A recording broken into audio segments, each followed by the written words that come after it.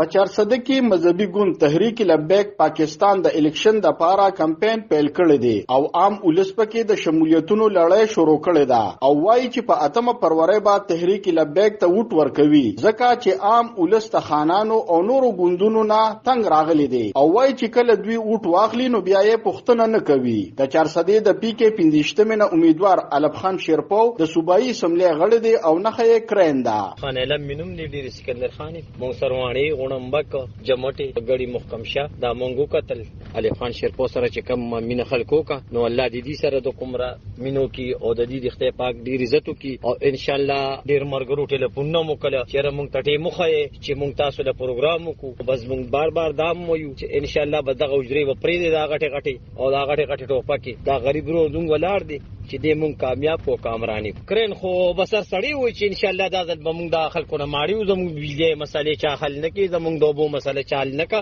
ار سړی وای چې ان شاء الله دا ځل به دا ټاپه چې دا په دې کرین به او زموږ رور غریب ولار دي د گریوان امرانی وی شو عادت د شپې لس یا ولس بجې ټلیفونم کولی شو د نور صاحبان خو د شپې نمبریم بندي بیا دا خبره چاله روزیم نه ان شاء الله کرین به دا ځل که خیر ان شاء الله دار سبب کرین کې چې ته یو بس د حدیثو د غسین ته په ورلو که خیر ان شاء الله چې موږ په د پی کې 65 په د مختلفو دیهاتو کې چې پاغه کې جمټه پاغه ډيري سکندر خان پاغه کې مطلب داري کندري سوکړ غړمبک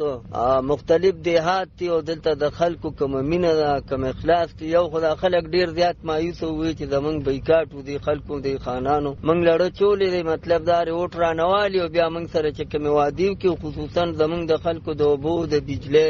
هیلث د ایجوکیشن دغه مسلې وی پاغه کې را سره وادیو کې خو بیا په نظر نه راځي چې منګه زینو تلار شنو مو سره ملاقات ډیر مشکل وي خو چې علب خان تر غلی نو تاسو سره زمونږ کلکر اور ولی او تاسو زمونږ د 2010 سیلاب کې یا په 13 شوی سیلاب کې ډیر زیات خدمت کړی دی او دلته کور تر رسیدلې نو د خلکو دا وینا و چې علب خان دا د ستاپ منګه او حق ته نو په پړم بيدل میدان تروته الیکشن ته موږ به دا اوټ چې کم دی دا بتاله درکو او پارت پروره په مطلب دار موږ پکران باندې خپل ټاپه لګو او تابه کامیابو د تحریک لبیک منشور پاکستان عوام او د دین خدمت کول دي او د هغې لپاره ضروری ده چې د تحریک لبیک کارکونان اسمبلی ته لاړ شي او په حقيقي معنی کې د قام خدمت وکړي نو په 8 فروری د کرن په نخا مهر لګول او اوټ اچول مه هیروي په 400 کې